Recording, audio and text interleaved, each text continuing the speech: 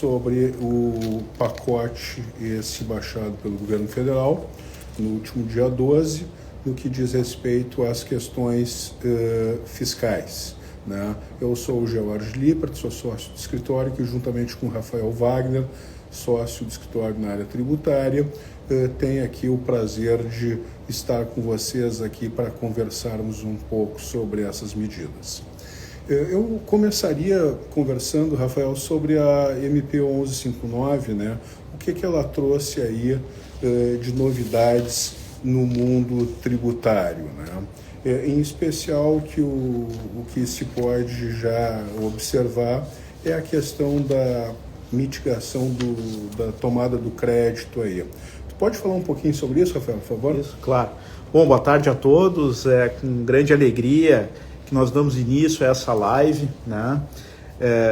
Junto a eu e o Jorge aqui, temos a satisfação de poder estar conversando um pouquinho com vocês em relação a essas medidas de início do novo governo e que trouxeram algumas mudanças significativas do ponto de vista da matéria tributária. Como o Jorge comentou, né, são diversas medidas que passam por alteração nos julgamentos do CARF, voto de qualidade, algumas possibilidades de parcelamentos de débito e também uma medida que foi muito discutida e anunciada, aquela prevista na medida provisória 1159. Ela altera dispositivos da lei 10.637 e 10.833 que tratam do PIS e da COFINS. E que, especificamente, quais são essas medidas ou quais são as medidas de maior impacto, né? São aquelas medidas, alteração legislativa que impede o contribuinte de incluir no cálculo do crédito de PIS e de COFINS o valor relativo ao ICMS. Ou seja, a partir dessa alteração legislativa, nós teremos uma redução no valor do crédito de PIS e de COFINS para aqueles contribuintes que recolhem essas duas contribuições na sistemática não cumulativa, né? O que o governo efetivamente alega e o que foi exposto pelo ministro Haddad, né, na sua coletiva, é de que essa medida nada mais faz do que equalizar uma situação já prevista, né, decorrente do julgamento do Supremo Tribunal Federal, em que houve a declaração de inconstitucionalidade de inclusão do ICMS na base de cálculo do PIS e da COFINS devido pelo contribuinte. Entendeu o governo que, a partir desse julgamento, também não pode se admitir ou não se deveria admitir a tomada do crédito também da parcela relativa ao valor do ICMS, né?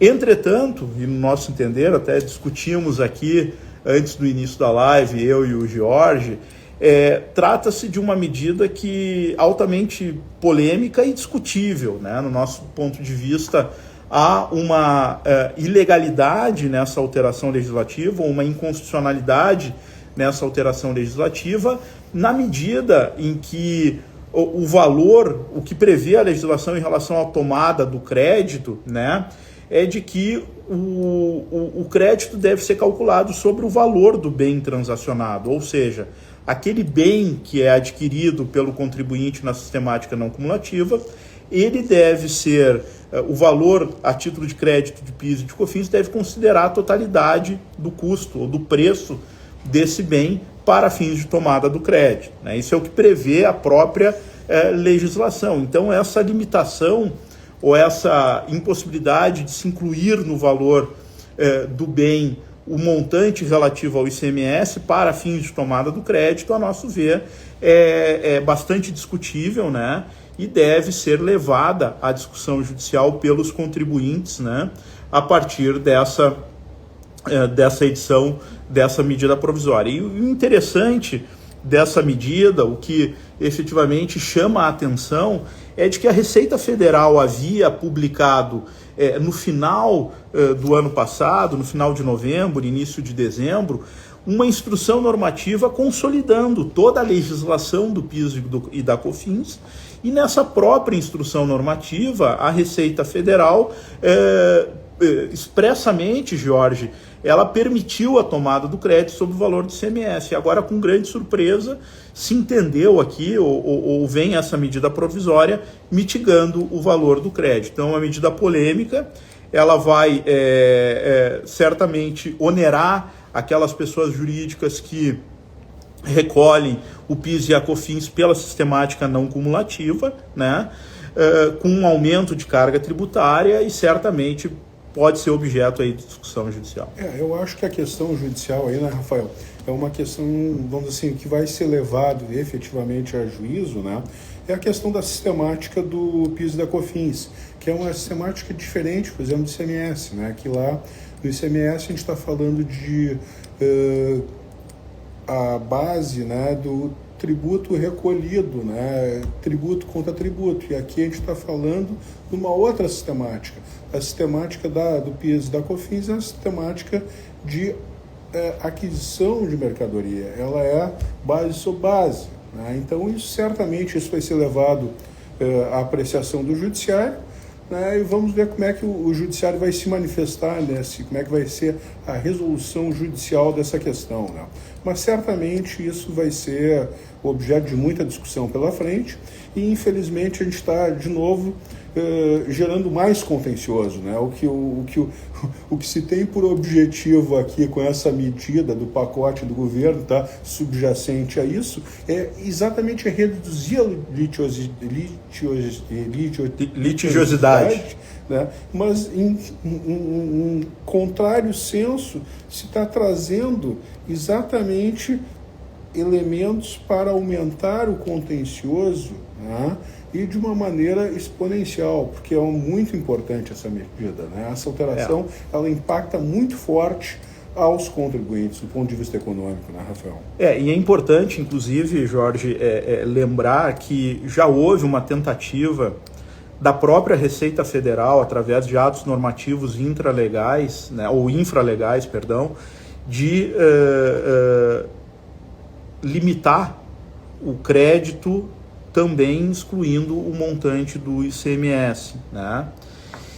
E nesse caso, houve uma própria manifestação da Procuradoria-Geral da Fazenda Nacional, da PGFN, em sentido contrário à então medida da Receita Federal, que buscava algo idêntico àquilo que agora se coloca nessa medida provisória, né? Então há essa manifestação expressa da própria da própria Procuradoria da Fazenda Nacional, o que demonstra que é uma medida bastante polêmica, né? E que nem o próprio Poder Executivo tem aí nos seus órgãos uma tranquilidade, né, em relação à legalidade ou constitucionalidade dessa medida. Mas como tu bem ressaltaste, isso aí vai ser objeto aí de discussão, bastante discussão judicial aí no futuro. Certamente os nossos colegas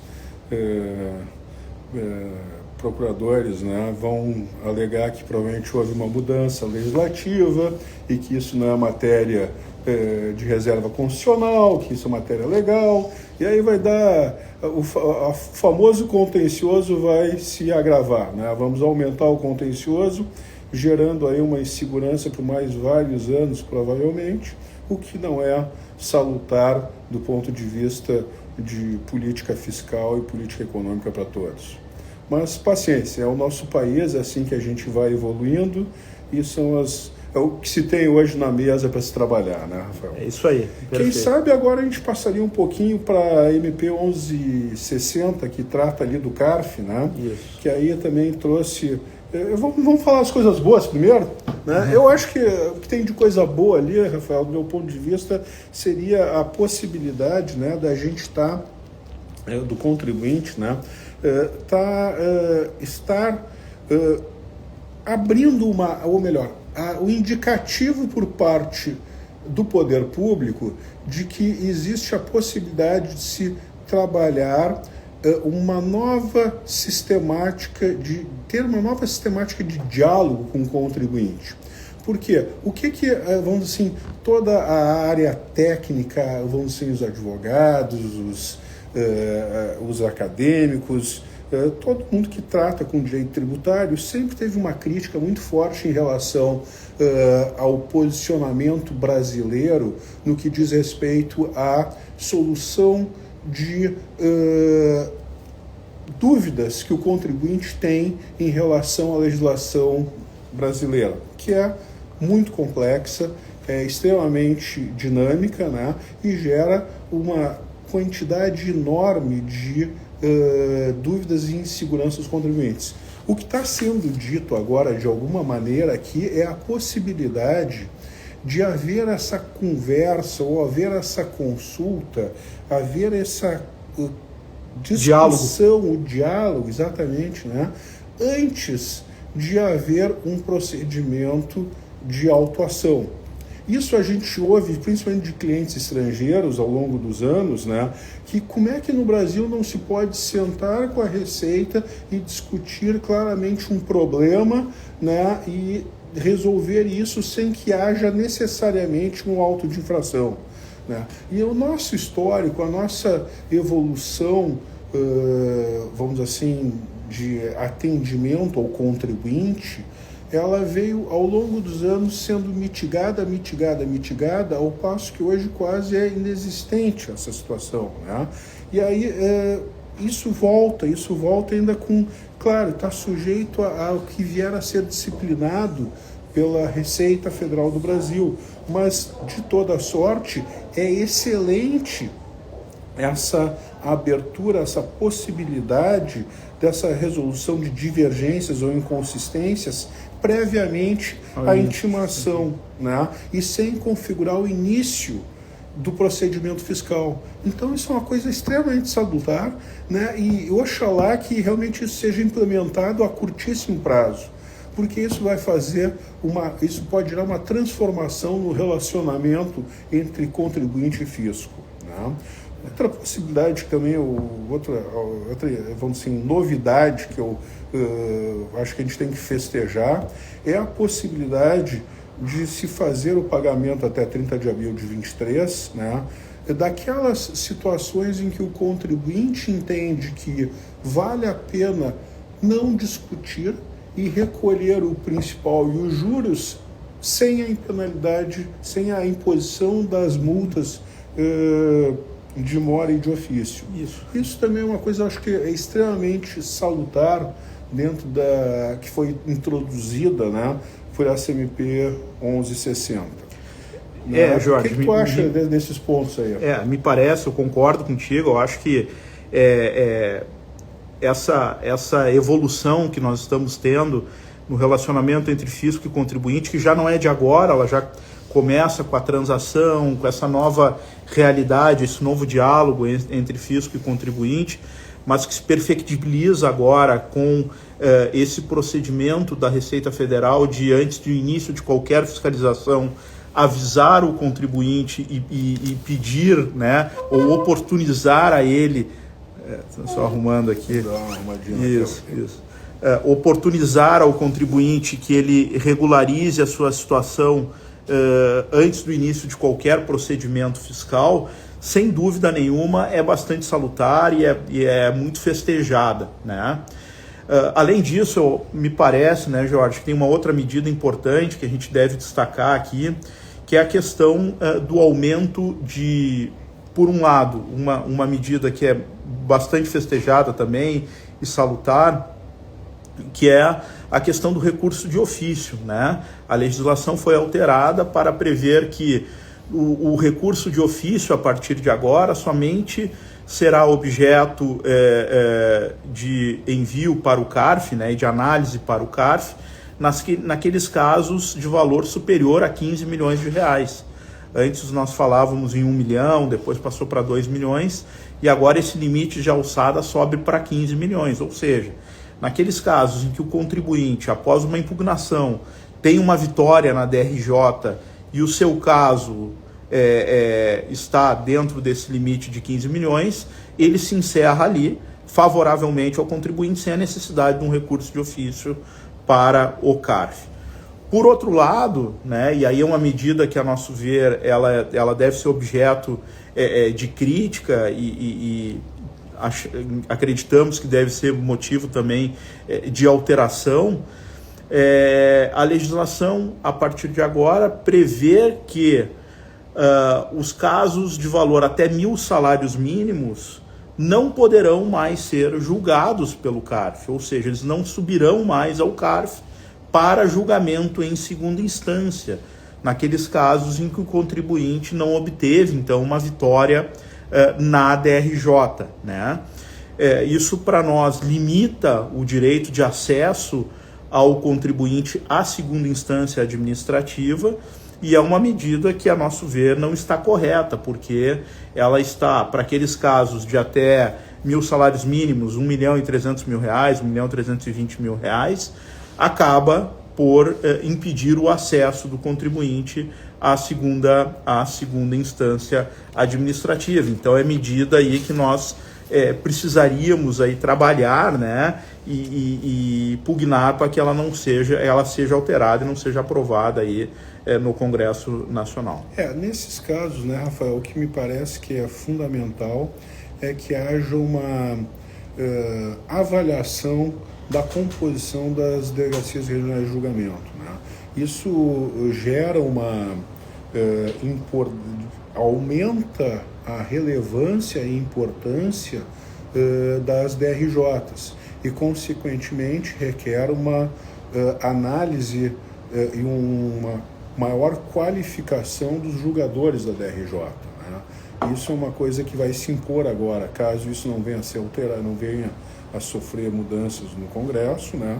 É fundamental que se avalie isso e que se questione e trabalhe de forma efetiva, né, uma maior qualificação das DRJs, né?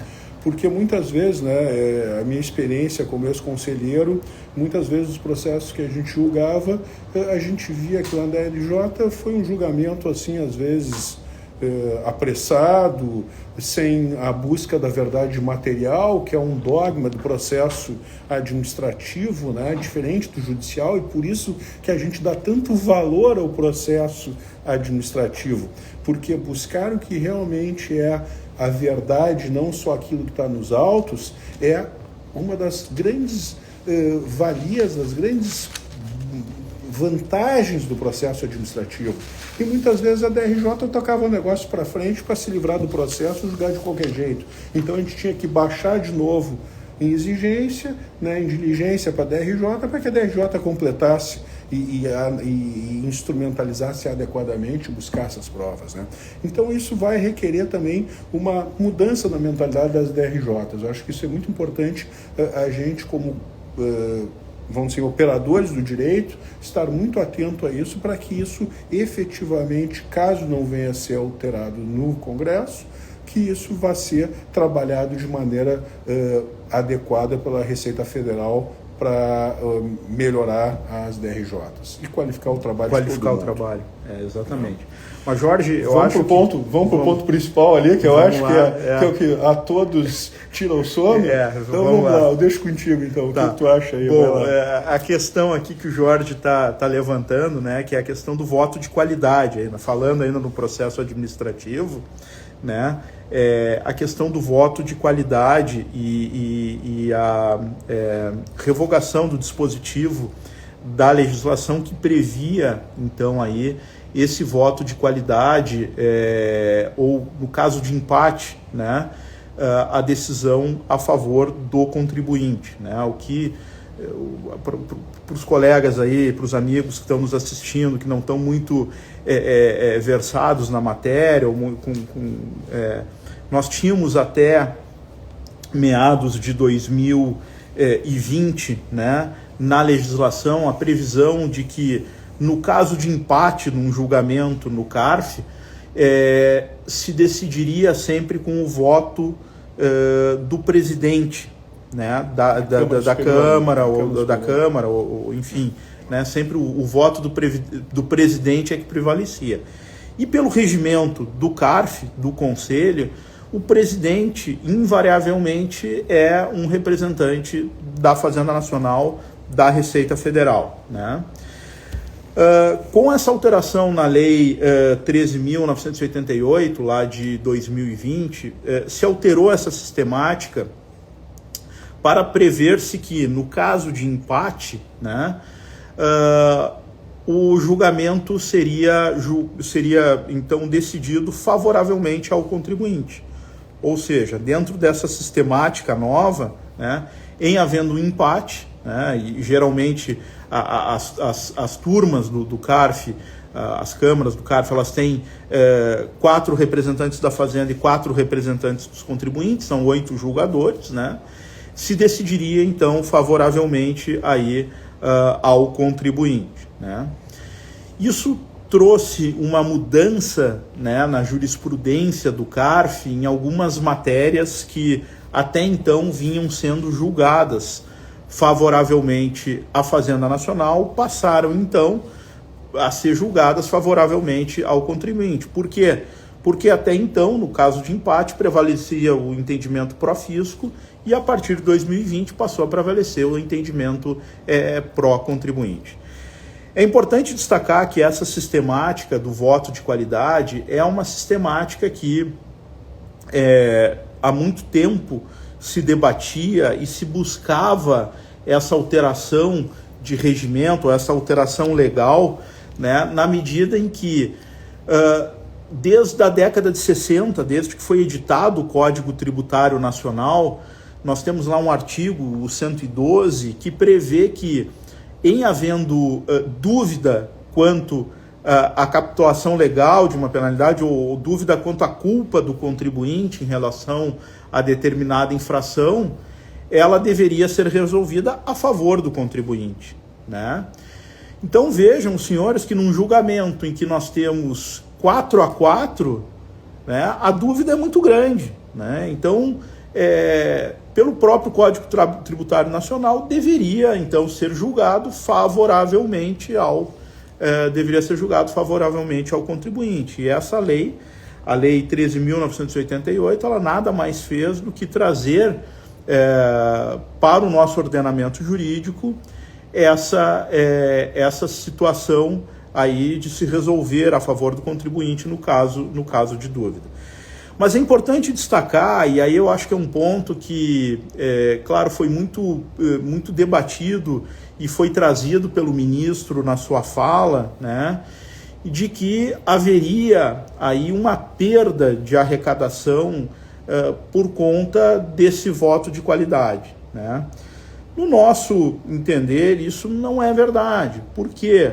Porque não pode se entender que, quando há um auto de infração ou uma autuação fiscal, nós estejamos já falando em arrecadação, né, ou valores já exigíveis do contribuinte na medida em que o lançamento não está perfectibilizado. O nosso sistema, ele prevê o julgamento em primeira instância pela DRJ, em segunda instância pelo CARF, e se diz que, olha, só no Brasil nós temos algo nesse sentido, né? E eu digo, talvez o Brasil seja o país com a legislação fiscal mais complexa do mundo, né? E é um sistema que é muito bom, que funciona, né? E que, longe de ser o problema da arrecadação no país, a questão do voto de qualidade ou o próprio CARF, né? O CARF é um tribunal altamente técnico, dispõe de julgadores muito qualificados, que entendem muito da matéria tributária. De ambos os lados, né, Rafael? De ambos os lados. Quando nomeados pela Fazenda. Sem dúvida nenhuma, sem dúvida nenhuma. E inclusive, né, Jorge, já estou aqui encerrando, te passando a palavra, e é, sem dúvida nenhuma, um tribunal que serve de paradigma para o próprio judiciário.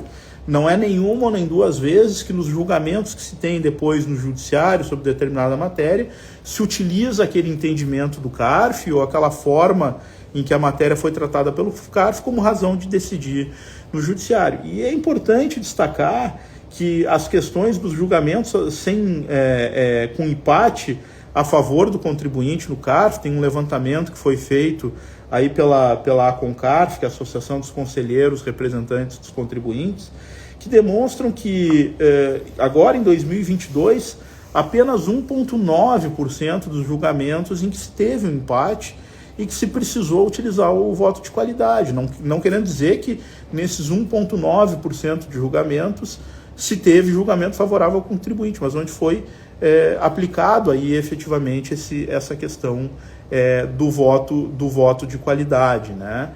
Então é uma matéria, uma discussão aí que efetivamente nos traz alguma perplexidade, né?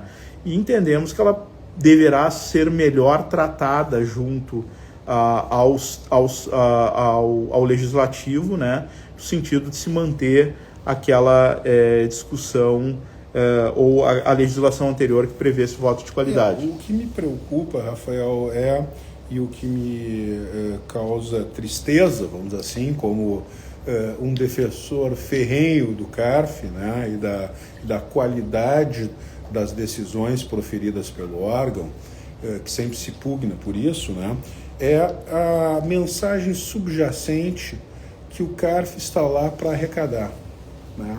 Isso é uma das coisas que nos entristece como sociedade, como representantes do meio jurídico, né? Porque a fala foi desastrosa, né? É uma coisa que não é essa a realidade. O CARF não está lá para arrecadar. O CARF está lá para julgar os processos de maneira técnica. A arrecadação é consequência, está certo ou está errado. Existe análises, estudos, né, que demonstram a grande quantidade dos autos que são derrubados em primeira instância na DRJ e depois no CARF, é significativo o que ocorre, né? Então o CARF está lá como um órgão de fiscalização da sociedade dos atos exercidos pelo poder público, tá? E a fala tem essa mensagem subliminar de que estamos perdendo a arrecadação, consequentemente temos que mudar a questão do voto de qualidade, temos que reestabelecer a questão do voto de qualidade em favor dos julgadores do fisco. Então isso são umas coisas que a gente precisa debater e debater muito no Congresso, e não dá para deixar passar isso, né? Isso é garantia do cidadão, é garantia da sociedade, né? Não está lá para fazer programas de arrecadação, está lá para fazer justiça de acordo com o que prevê a lei.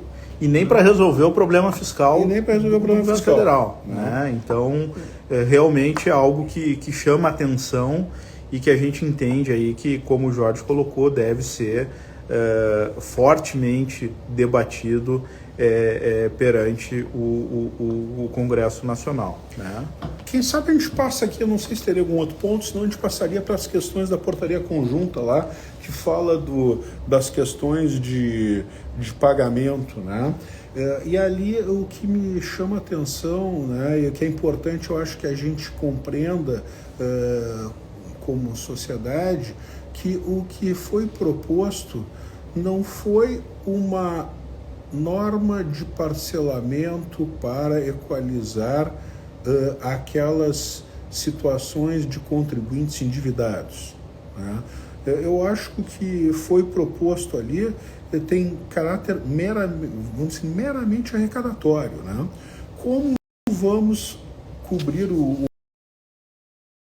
rombo das contas públicas, né, via o que eles chamaram ali de programa de redução de litigiosidade fiscal. Né?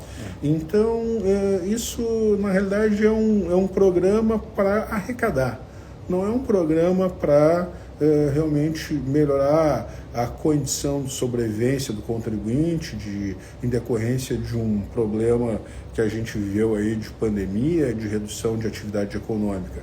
É um programa para arrecadar. E, consequentemente, né, tem por lógica a arrecadação a curto prazo.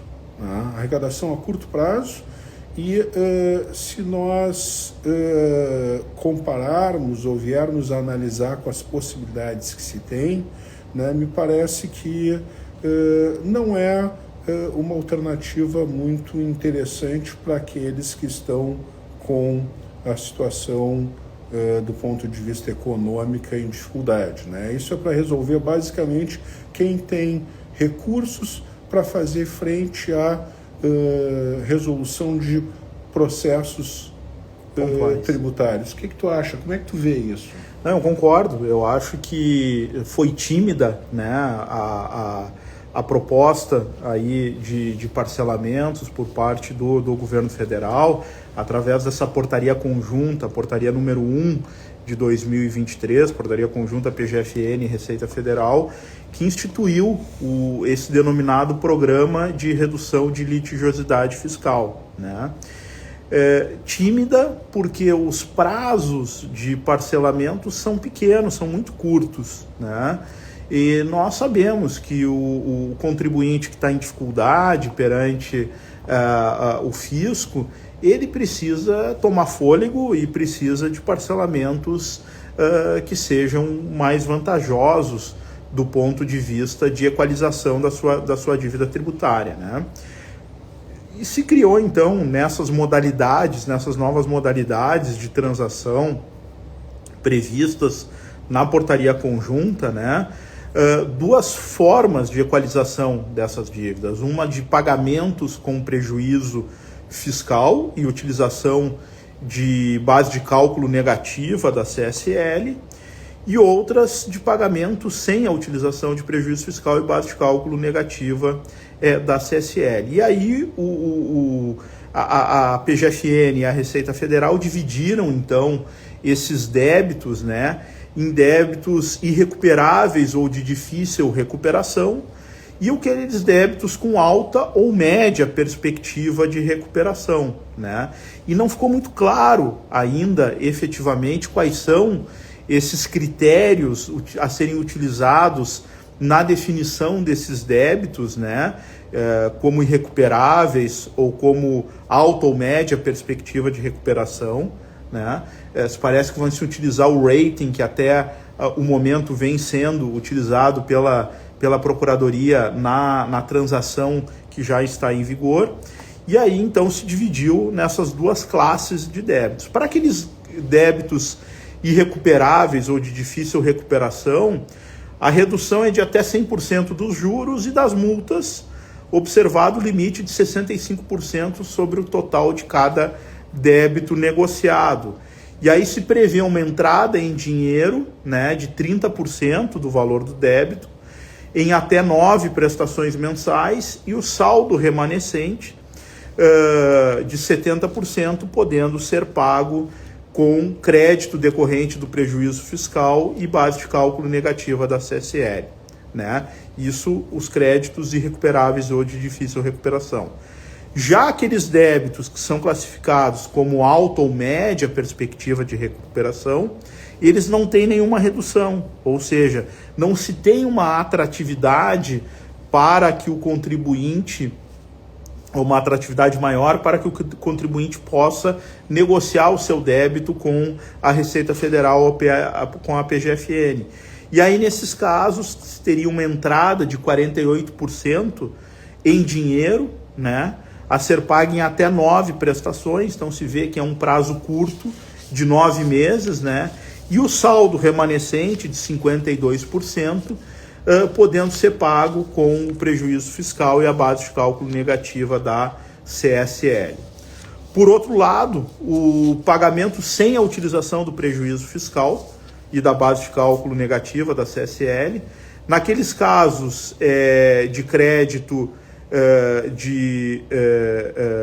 aí não se tem jamais essa graduação, né, do crédito. Ele pode ser reduzido em até 100% dos juros e das multas, né?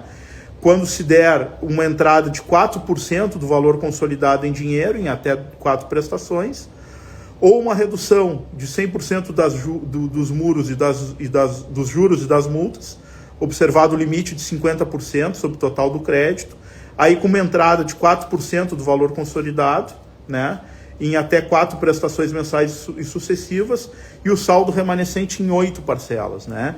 Então se dividiria nesses casos, nos casos em que não se pode utilizar o prejuízo fiscal e a base de cálculo negativa, nessas duas modalidades aí de redução, seja uma redução de 65% ou de 50%, a depender do montante do crédito, com uma entrada de 4%, mas com poucas parcelas remanescentes. Então não é um programa que traga efetivamente uma